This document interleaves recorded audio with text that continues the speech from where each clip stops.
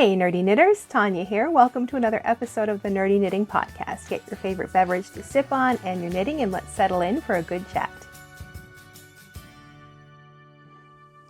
Well, I'm settling back down into my weekly recording schedule for YouTube so I can sit and chat with you about all things knitting, but I have taken 3 weeks off. You might have noticed that there haven't been any new videos, or maybe you have noticed, or maybe you haven't, I don't know.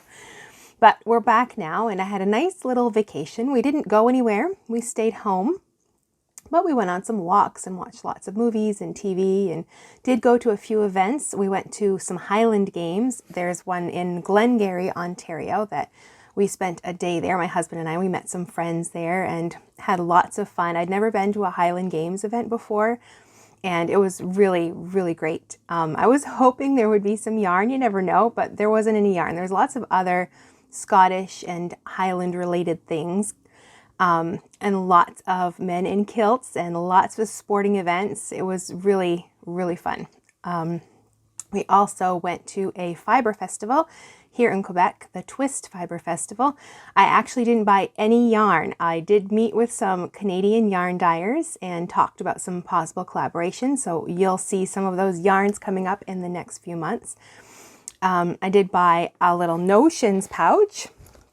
I wanted something new that I could toss in my bag. I have like a little case I keep here on my desk, but it's a plastic case and sometimes the lid is wobbly, and I'm so scared if I throw it in my knitting stuff, the bag's it's going to open and all of those little Notions, needles and pins and things like that will just be all over the place in my bag. So I wanted something that I could hold quite a bit, but I could toss in whatever I'm working on at that moment. And I just really like the fabric on here. It's got lots of sheep and llamas and bunnies and just really cute design. And I like the shape. It's this square shape or rectangular shape, but when you open it up, it can sit flat and it holds a lot of stuff. I don't even have it full, but I've got everything that I would need if I needed to fix something, stitch markers, embroidery floss for lifelines and things like that. But so that was the only thing I bought there. Oh, I did buy a pin as well, just a little pin with a cat in a box, and it says, if I fits, or if I fits, I sits, or something like that. But for my daughter, she loves collecting pins, and I know that she would like something like that. So that was the only thing I bought at the Fiber Festival. I looked at lots of yarn. There was just so much beautiful yarn there, but I'm not a stash person. I don't buy yarn just to have a stash. I need to have something in mind, and right now I don't have any projects in mind. I've got some on my needles, of course, and lots that I've finished, and I'm sort of in between things, waiting for yarn for some projects. But I loved looking at all of it, and I was tempted to buy some, but I was on a budget too and didn't really have that much to spend. But yeah, I don't just buy yarn to keep it somewhere for future use. Besides sock yarn, sometimes I will if I'm really drawn to a sock yarn, because I know that I can knit up a pair of socks, and that's something that I can always find use for. But random skeins, no, I don't do that. I know a lot of people do, but I don't. But it was really fun to go to the festival, and there were lots of different events going on and classes. I didn't attend any classes. I just went to the vendor hall and talked to different yarn dyers, and I think it was all Canadian companies, I think. I'm not really sure, but fairly sure. I mean, it's a lot of small hand independent dyers, some larger ones as well. Lots of classes and events. I watched a sheepdog demonstration for a few minutes. That was lots of fun, watching him herd the sheep. So that was pretty much all for my little mini staycation. We didn't do much else, just lots of relaxing, lots of knitting, no reading. So I don't have any books to discuss this week because I didn't do any reading, like maybe a little bit here and there, and a book that I didn't even finish. So we're not going to talk about that one. But yeah, that is it for what's been happening these past few weeks. And like I did say about the Fiber Festival, I was talking to some yarn dyers there, and there are some collaborations coming up and knitting tutorials using their wonderful hand-dyed yarns here on the channel. So hopefully you're looking forward to seeing what tutorials will be coming up, because each month I want to focus on a different theme and look at it from different ways. Like next month is going to be all about cables. So we're going to have a tutorial and a pattern release for a cable wrap, and the tutorial will walk you through all about how cables are worked and how they're worked in this pattern, but a lot of general overviews too about cable knitting in general. And then for our monthly knit and chat, we'll have tips about knitting cables. If you have questions that you'd like to ask about cable knitting, then be sure to leave them and we'll address them in our knit and chat. And then we'll have a collection of patterns featuring cables, and I think that pretty much rounds out the month, and then the next podcast episode, of course. So I think having a monthly theme and then using that as the basis for each of the videos in the month is something that could be good and interesting, and we'll see. And then after cables, we've got hat knitting, and then we're going to do a whole series on socks, all the different ways you can knit cuff down socks. I think we'll wait on the toe up ones because I mean there are lots of different ways to knit socks. You've got double pointed needles, magic loop, 2 at a time on magic loop, 2 circulars, shorty needles, flexible double point. So just right there, that's what, 5, 6 different ways to knit socks. And if you multiply that by cuff down and toe up, that's 12 different sock tutorials. So I think we're going to start with the cuff down first, and then we'll do some toe up socks later on. But that's all coming up this fall and winter, and lots of things going on, and I hope you're looking forward to all of that. But that's it for all of the notes and tips, and not tips, but updates here. And I do have a knitting poll that just came out last week about what kind of knitting needles you prefer to use, and I wasn't very surprised by the results. I'm not going to tell you them, you'll have to go click through and see, but the results, I mean the 2 types I put are straight or circular. So you could probably guess which ones are most popular. Most of the people who watch this channel are from North America, so I don't know if the outcome would be different if there were more European viewers, or even South American. I know a lot of other places where like they love straight needles and they hold them under their arms or with knitting belts and different methods like that, but that's not so common here in North America. So I wonder if that influences the type of needles that we prefer to use here. But anyway, if you'd like to answer that poll, then you'll find the link for it down below. I'm currently working through 2 different courses from the Knitting Guild Association. I'm on my Master Hand Knitting program. I'm on level 3. In the last episode, I updated you. I just gotten my box back, and I was so thankful that I don't actually have that much that I have to finish and resubmit. Level 2, I had a lot more to do. So I was really happy that I don't have too much to do. So that's one of the things I've been working on over this vacation, is getting that finished up. I finished all of the written things I had to fix. I had to fix written things for both of the patterns, the tam and the sweater that I knit. The projects themselves were absolutely fine. Of course, there were some critiques and things that they complimented as well. But they passed, but the patterns didn't pass. So I had to readjust some things there. A few questions I had to add some more information about, and then lots of the swatch information sheets. Every swatch for each level, there's 19 plus swatches per level. Each one you have to write a swatch information sheet with it that tells you the yarn you used, the name of the swatch, the needles you used, any techniques and references. All of that goes on this page that goes with the swatch. I had 7 of those to resubmit, and then 4 swatches I had to resubmit. I finished 3 of them so far. Let me grab them. So I have 3 here.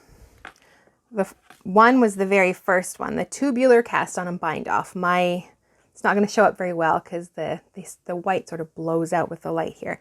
But my measurements were off. My cast and my bind off were all right, but this one still has a bit of a ridge. The other one was worse. This one looks a lot better, I think. Just lots of different issues. My measurements were off. You have to knit each section to a certain length, and for every level I was always short. Whenever there's an issue about measurement, I always was shorter than the required length every single time.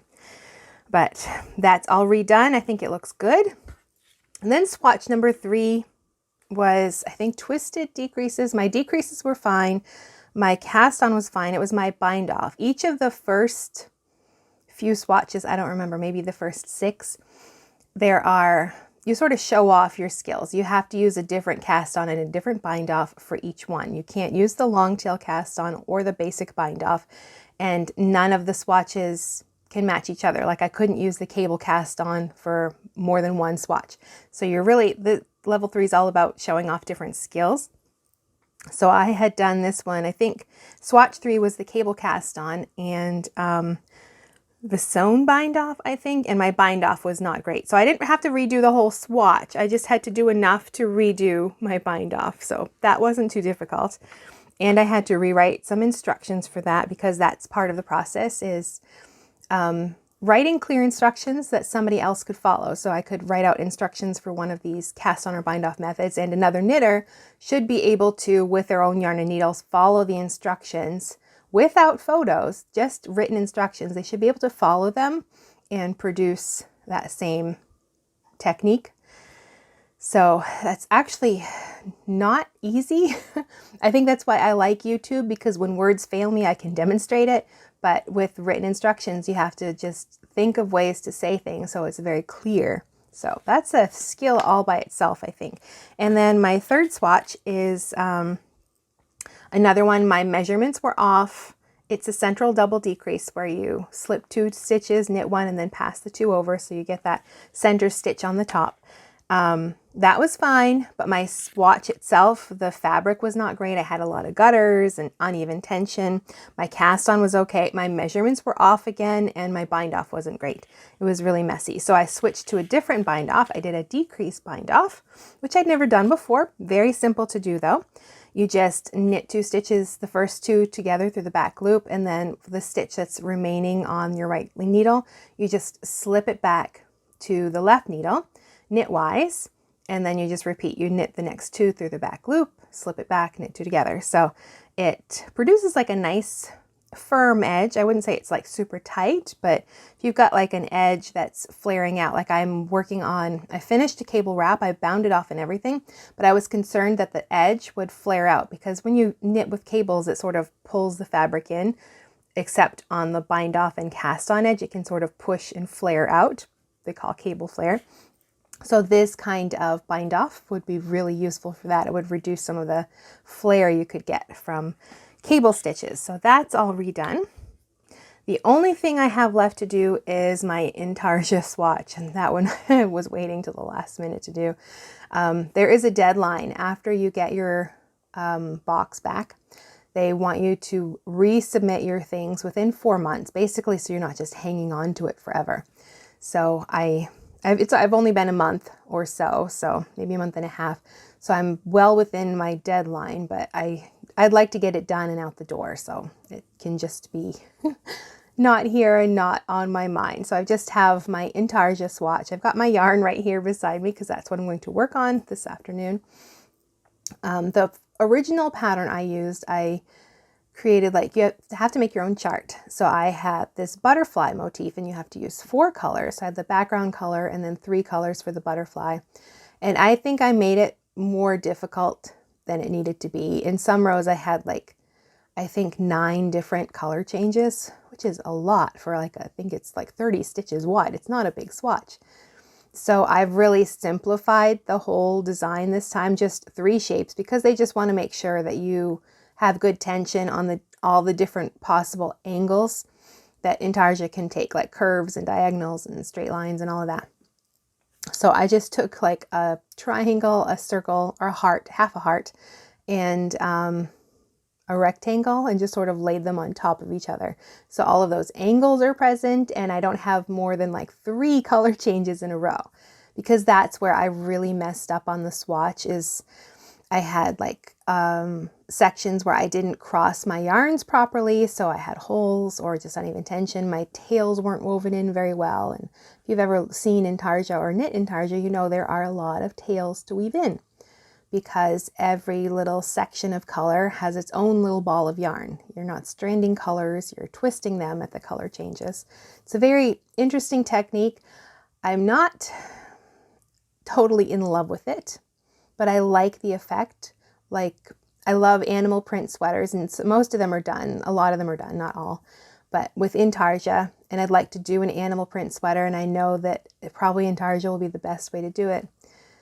But I will say, if you can knit backwards without turning your work, that is very useful. because you're not, the more often you're turning your work, the more your yarns are getting all tangled together. So I learned to knit backwards, basically. I don't turn my work when I have to purl, technically. So it's technically you're purling. I'm just not turning my work when I do it. So I don't have all the tangles, and I think my tension's actually better than if I turn and purl, because I purl more tightly than I knit, and then I get those gutters in between. But anyway, I have the one swatch left to do, and then hopefully I'll have that done today, and then I can get it washed and blocked and get the measurements and the final swatch information sheet done tomorrow and get that in the mail by the end of the week. And then maybe, fingers crossed, I will pass. We'll see. Hopefully everything will pass, and then I will be officially a master hand knitter, which doesn't really mean much to anybody else, but my mother-in-law brags about it a lot. She tells people all the time, and then I have to sort of explain it to them, like what that means. But anyway, and I'm also taking their the Knitting Guild Association's Professional Knitwear Designer program, and that was sort of, I started that while I was waiting for my master's level 3, because it can take like 3, 4, or 5 months to get your results back. So while I was waiting for that, I just started that course, and I'm on the second module of 3 modules. You complete one, send it all in. It's all just email with the first 2 levels. Then get your results back. I had a few things I had to fix and adjust, and so I'm working on module 2 now, but I haven't done anything since the last podcast episode. If you watched that, I updated you on that progress. But with the second module, it's a lot of math and grading. I've set up my grading spreadsheet, and I have a basic understanding of that. I'm sure the more I use it, the easier it's going to get, but I actually did use it to knit and design a hat that we'll be talking about, to grade the hat to 3 different sizes, just to test it out. I mean, it was only 3 and it's a hat, so I could have done that like by hand, like with paper and a pencil, and figured it out. But it gets more difficult when you're talking sweaters and there's 9 different sizes. Then it's really helpful to have a spreadsheet that can do all the work for you. But I wanted to test it out on this hat design, and it worked really well. Some things I'm going to have to change, of course, and get used to and make adjustments as I go along. But I haven't done anything else with that since then. But I have finished all the work. I just have two of the things for this level are written patterns, like that are graded to however many sizes, and there's certain parameters for each of the designs. I don't actually have to knit the things, I just have to write the patterns.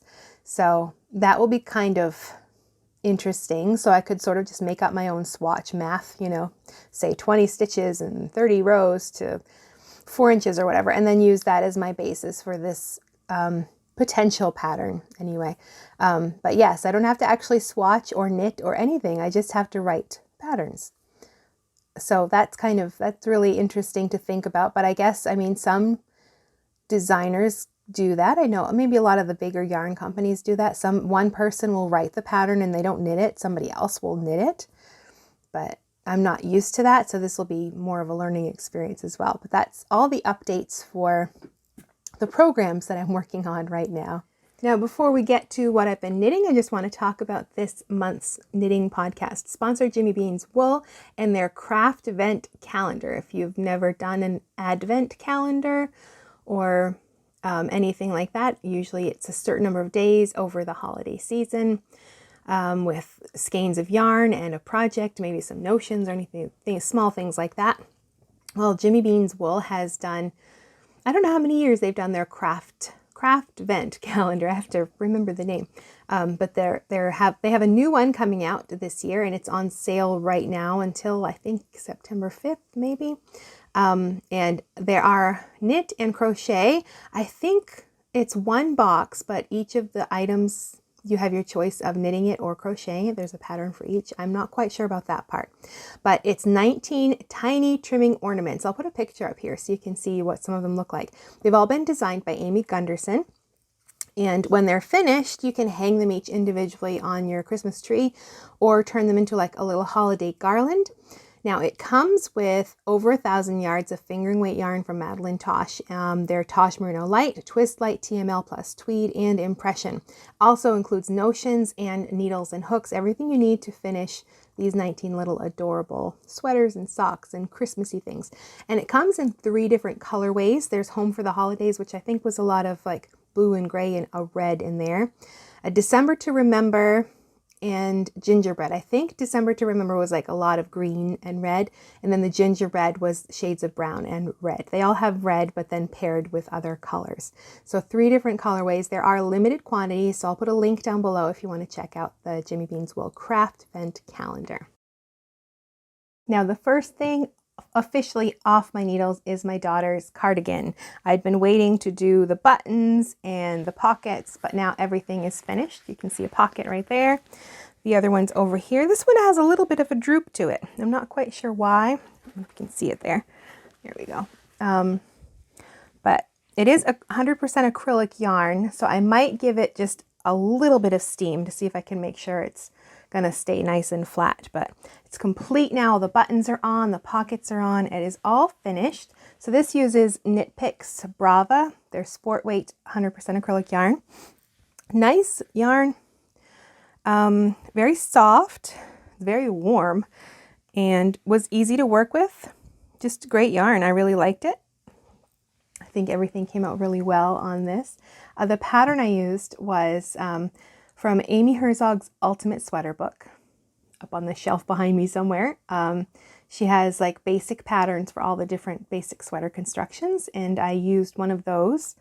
My gauge wasn't quite the same, but I just adjusted that slightly and then added my own changes, like the shawl collar on here that you can see under there, and the pockets.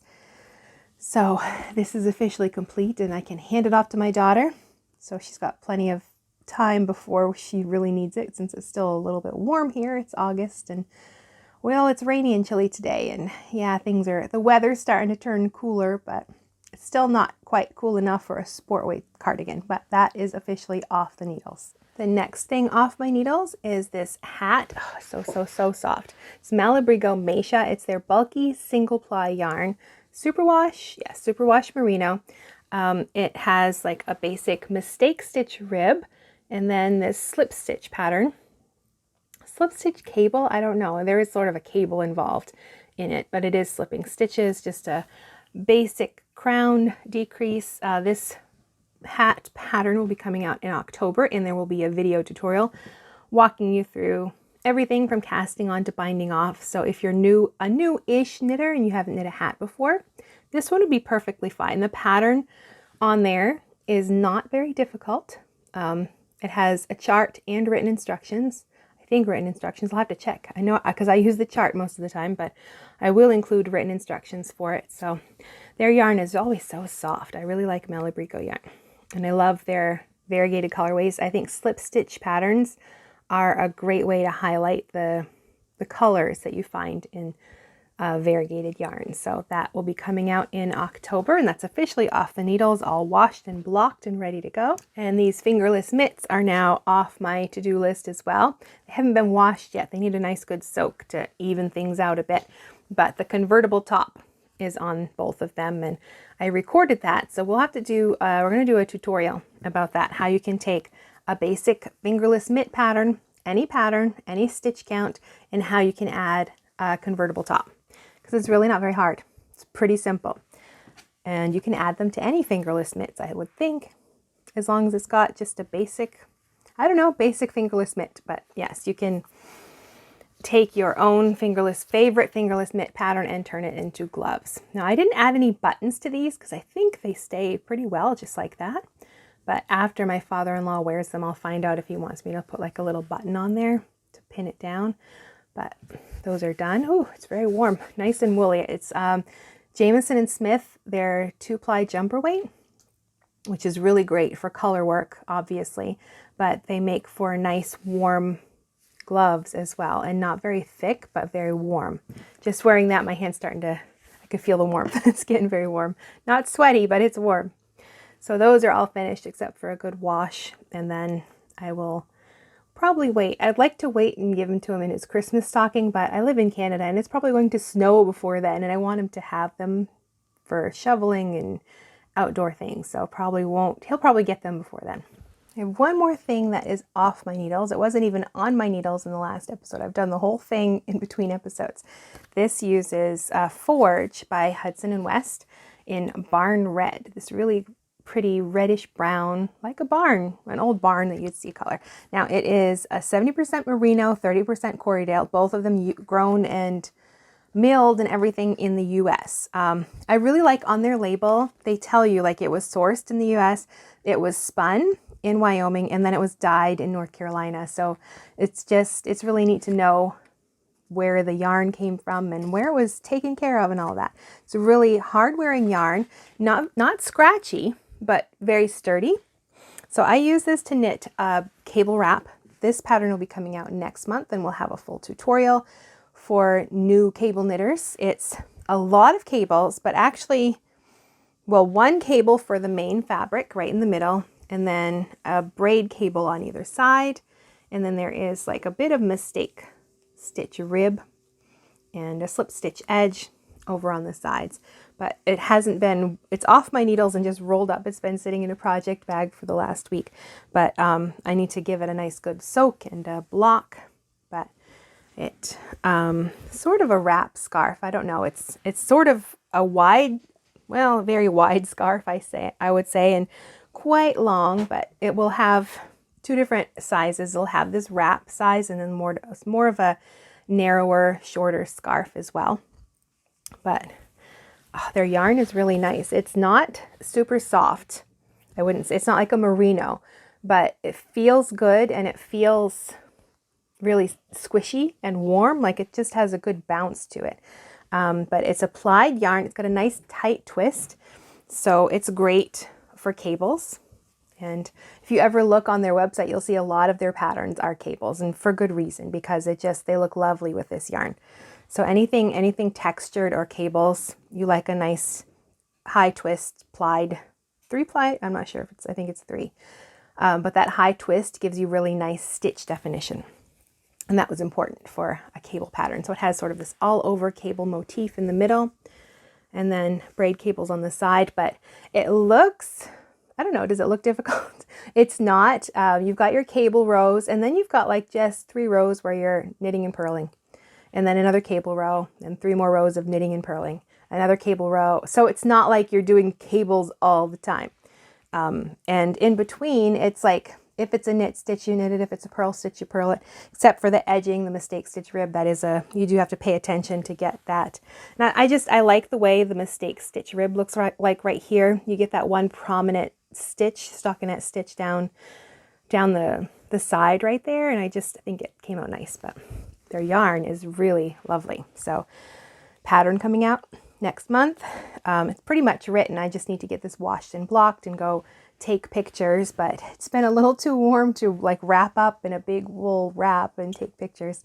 I did have to do that for a shawl hanging up right there. Last week I wanted to submit the pattern, but I needed to get some pictures done. So we went the other night. So it was evening, for nice light in the evening, but it was so warm and I was getting really, really sweaty from having to wear this shawl. But hopefully, I guess it will be nice when it cools off for that. So I am waiting for some cooler days before I get pictures of this, but it was a really easy knit, and it was not relaxing because I wanted to have it done. I've got yarn coming for another design and I wanted this one finished so I could sort of just concentrate on one thing at a time. So but it was my vacation week, so I can't complain that I got to spend my vacation knitting something, right? With some really beautiful yarn. So anyway, that's coming up in September, this cable wrap. So that was everything that was off my needles, everything I've finished, and I guess there's some things that still need blocking, so they're technically not finished, but they're finished knitting. And I only have one thing on my needles, and this has been my summer project. This was my birthday present. For my birthday, I asked for cash so I could buy yarn to knit something. I wanted like a cozy shrug or wrap that I could wear around the house in the winter, but I wanted something really colorful and unique. So I tend to wear a lot of like navies and blues and greens, and which I love, but sometimes in the winter you want something that'll like brighten up your mood. So I was looking at all these blues and greens. I'm like, wait a minute, I want something that's going to be bright and cheery in a cold winter day in Canada. So I went for orange instead. And this was the color I picked first. This is Knit Picks, their Stroll Tonal. I think this one is, yes, in Guppy. This bright orange color. And I wasn't sure of like a companion color to go with it. I knew the design had brioche, and she recommends like your dark color is your background color, and then you want a lighter companion color for the foreground color. So I did look on Ravelry, and I saw somebody else who had used this exact color, and I really liked the way hers came out. And she had used the Daphne in the Hawthorne Kettle dye, which is sort of like a light peachy color. I don't think it's going to show up very well on the screen. Whites tend to really blow out in color, so you can't see them. But it's like a light pinky peach. So I'm using these two together to knit the Shusui. Stop and think how to pronounce that. The Shusui Shrug. I'm going to put a picture up here of it. It's basically a top-down triangle shawl with some sleeves. It's got a unique construction. It's got fun stitch patterns. It's basic garter stitch, and it's got brioche. So let me turn this around. I have done quite a lot, actually. I've separated for the sleeves the other day. You can see they're on holders right there. Sorry, I'm clacking around here with my needles. Let me take them right off, actually. There. See if that helps. So it starts right in the center, and you've got these different sections. Like you've got the front pieces that are brioche, and then this garter stitch over the shoulders and arms, and then more brioche that goes down the back. So I'm down to finishing up like the length that I want it to be. But I will tell you the truth, I didn't swatch for this because it's a shawl. It's just a shawl with sleeves. The size really is not such an issue. They're all going to fit. I mean, if I want it really oversized, I can keep knitting. If I want it shorter, I can stop. So when it's about the length, maybe an inch or so less than I think I want it to be, I'm going to stop and put it on waste yarn and then give it a wash. See how it acts, because it is superwash. It's sock yarn, but it's superwash yarn, and superwash does have a tendency to grow. So I don't want to knit a whole bunch and find out it's too long and have to rip it back. So I'm going to go the other way and knit it a little shorter than I think I want it. Give it a wash and block. Decide how I'm going to. Well, I don't put my sock yarn in the dryer, even if it says you can. I always wash and then let it wash on gentle cycle and then lay out to dry flat. I suppose that with superwash you could, some of them do say that you can tumble dry low, and that might actually help it bounce back into shape. But I don't usually do that with my hand knits, unless it's acrylic. So I'm going to treat it the way I know I'm going to treat my finished sweater, which is like when I wash it, it will be on a gentle machine cycle. I have like a hand wash cycle, which doesn't agitate at all. It's more of like let it sit and soak and then spin it out. So I use that to wash my garments, or I hand wash them and squeeze out the water. Then I lay them flat to dry. So I'm going to do that with this. But the sleeve placement, that would be the only issue. But even then, like, it's going to grow, and it's a shawl. Like, I just didn't feel the need to swatch for it, I guess. And I have plenty of yarn. I think I'm on my second skein of this, but I just need this for the rest of the body, and I have another skein of this, and this I need for the rest of the body, and then to finish the sleeves. But the biggest part with this is because it's brioche, 2-color brioche, every row you actually have to work twice. You work it once in one color, your main color, then you work it again in the second color. So there's like 2 rows for every finished row. So it's a lot of knitting. But it's very soft and squishy, and I really love the bright colors. And technically, I suppose you could reverse it if you liked the other color, but I do like the lighter color with those bold stripes and that brioche on this side. Now, I am definitely using a lifeline. After I separated for the sleeves, I put in a new lifeline, because when I started the first time, I had probably a good, 4 inches done. And 4 inches in this pattern, because you're doing every row twice, is a lot of knitting. It's like a whole, I don't know, a couple hours, 3-4 hours. And then I realized that I had forgot an increase along one side.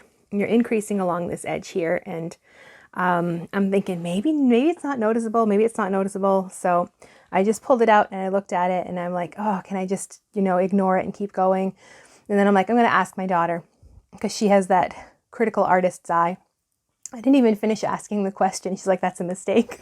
I'm like, okay, I guess I need to take it out if it's that obvious, because I was going to ask her, can you see the mistake? And before I even finished asking, she was pointing it out to me. So yeah, I had to rip it all out. For 2 seconds, I thought about trying to drop down, but which I can drop down in like basic brioche 1 stitch, but this was an increase that I had forgotten, and you're increasing 2 stitches. So I would have to actually fix the increase in the 2 rows beside it, or 2 columns. And I just did not want to attempt it. I probably should have, just for fun, because I ripped it out anyway and redid it. But my lesson there was that every time I finished a section, and the pattern is great with stitch counts, like after every repeat of the section, she'll tell you this is how many stitches you should have in each section. So I would stop and count and check my work, and then I would put in a lifeline, then go on to the next section. And whenever I'd finish a good chunk, I would stop, make sure everything was correct, and then put in a new lifeline. So I haven't had to pull it back out. I did drop a stitch just in the garter stitch section, so that was easy enough. And then last night I had accidentally purled across a section where I should have knit across in the brioche, but I caught it on the very next pass for the next color. So it was basically just adjusting the stitch, like if you've accidentally purled instead of knit, if you can pull it out and redo it.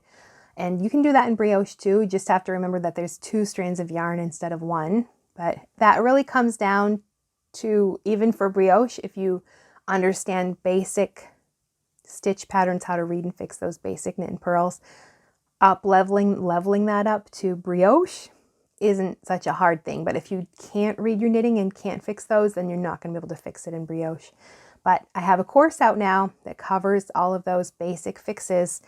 So if you're not familiar with fixing basic mistakes, then I'll put a link down so you can check out that course, because honestly, once you get the foundation, you can apply it to other things like brioche, which is a whole animal by itself, the way that fabric is worked.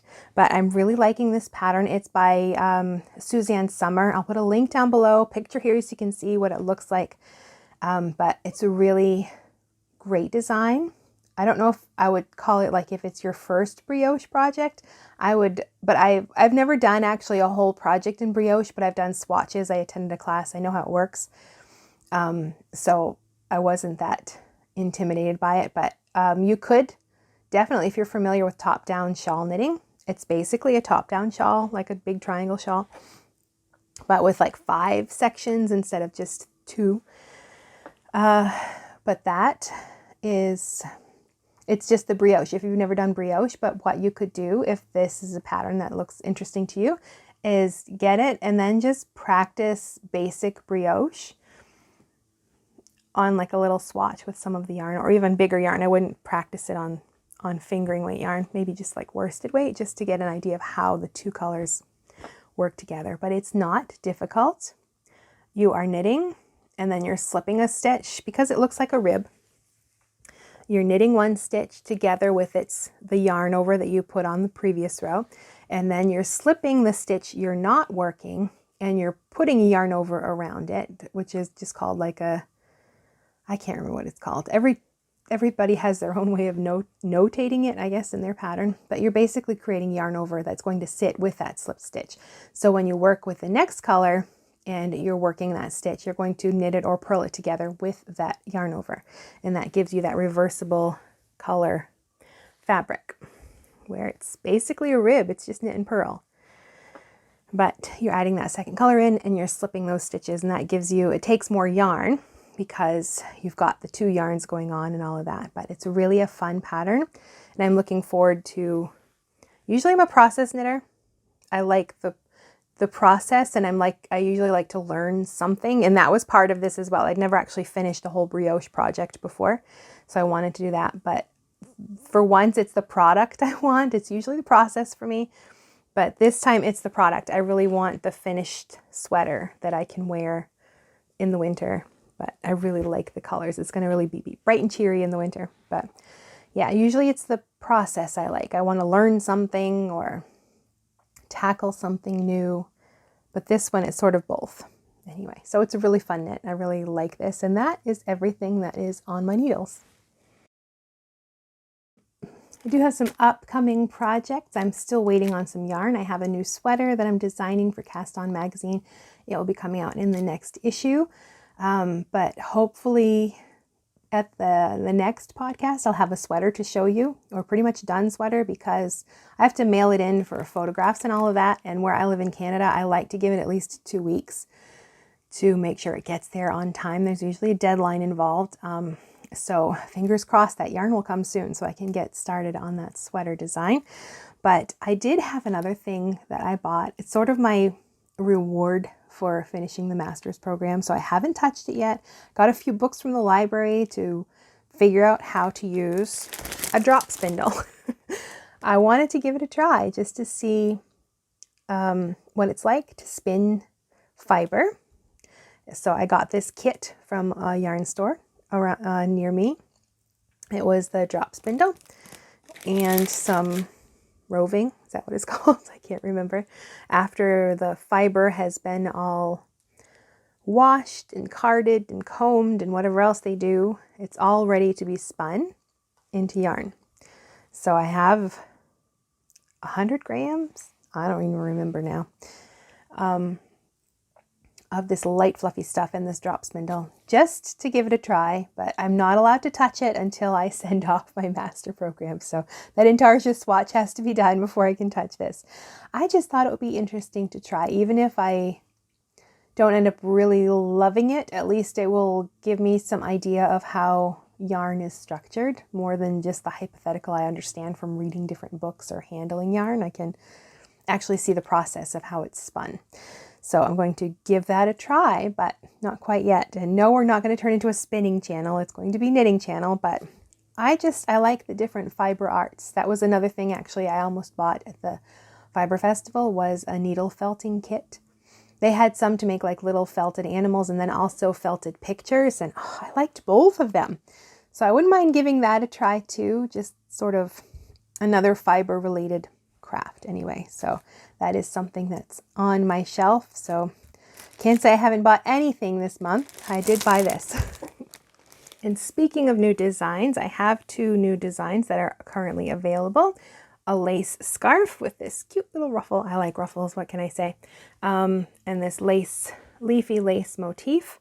This is knit with Tennis Fiber Arts Willow.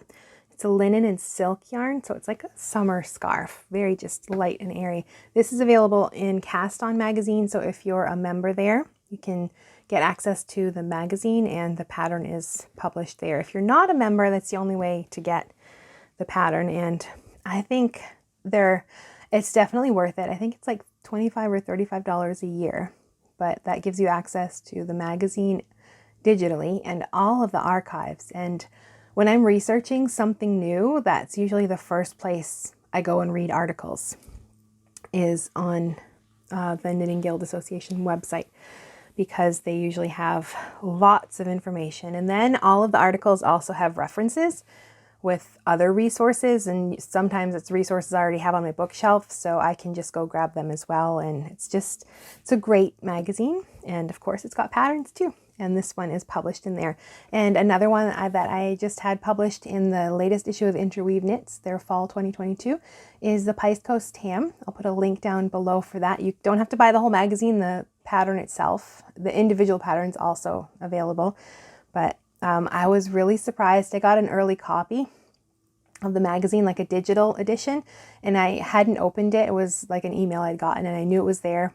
And then I opened it the other day, and the hat was on the cover. So that was like a huge surprise to know that the hat was on the cover of the magazine. So when I haven't found the physical copy of it yet, I don't know if it's available yet, but I've got to check some local shops here and see if I can find it, because it's the first time one of my patterns has been on a magazine cover. So I want to get a copy and put it in a frame.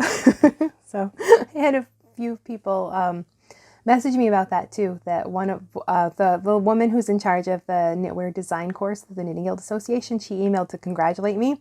And that's what she said. And I laughed because that was the first thing I told my husband was I need to get a copy so I can frame it because it's the first cover. So anyway, I'll have a link for the pattern down below. It's a stranded colorwork tam.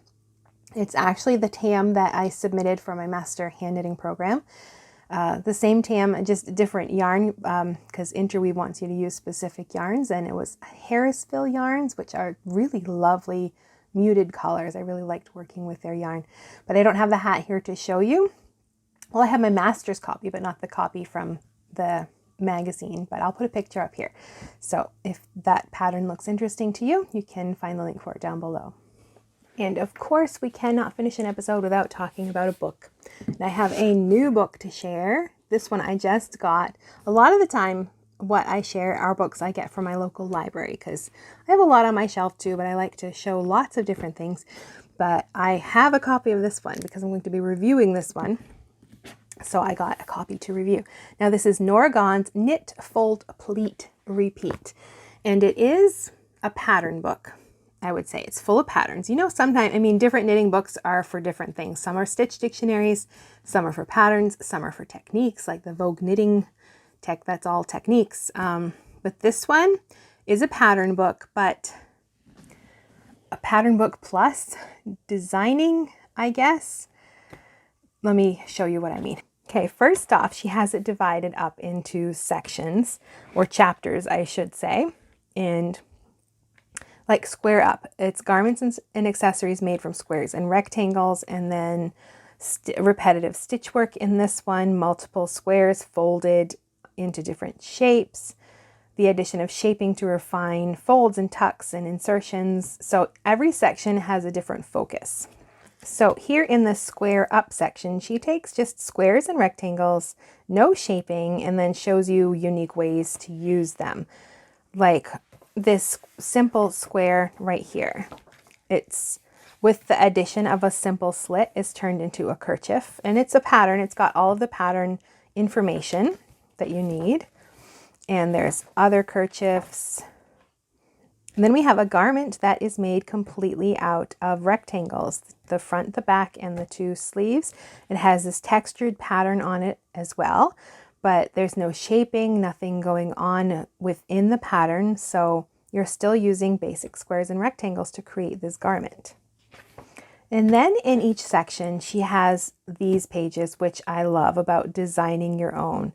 She talks about the construction of that particular garment, and then what you can do to make your own sort of iteration of that design.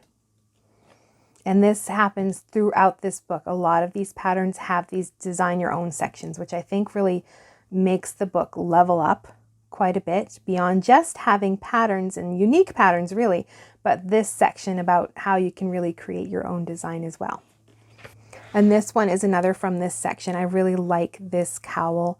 It's just knit as a rectangle, but then it's seamed along one part, and it looks so cute. And then after that first chapter, you'll see that all of the patterns after use some method of manipulating the fabric to create these interesting folds and textures. Now, if you like modular designs and different shapes put together to create different garments, then chapter 4 will be interesting to you. Like this patch sweater or cardigan here, it uses just different blocks of sort of mitered squares and blocks of garter stitch in different texture to create this cardigan. And you can also see that in this cardigan, the 45, the modular pockets or the modular inserts down at the bottom and underneath the arms. Then there's lots of geometric things and just different interesting elements like this sweater here, facet. Or this one, skyward, with that really interesting pleat. Or the sleeves on this one. Like, this book is just filled with these really interesting constructions and different ways of manipulating knitted fabric to create different designs. So if you are in the market for an interesting book to add to your collection with a lot of really great patterns, then Knit, Fold, Pleat, Repeat by Nora Gaughan is a great thing to look at, especially because so many of them have those design your own sections. If you're inspired by a pattern, but you don't necessarily want to knit that pattern, but you'd like to use it as a jumping off point for something else, then she is very generous with her knowledge about how she used that particular design and how you can use that to create something else with this Design Your Own section. You'll find those throughout with quite a few of the patterns. So this is a really good book to check out. And that is all for this episode of the Nerdy Knitting Podcast. Thank you so much for joining me today. It was a pleasure to sit down and chat with you again. And now that my summer break is over and I'm back to sitting here and talking about knitting, I'm looking forward to the upcoming months and what we'll be talking about. And if you're just looking for something else to watch, I'll put the playlist right here for the past episodes of this season's podcast, and I'll see you in the next video.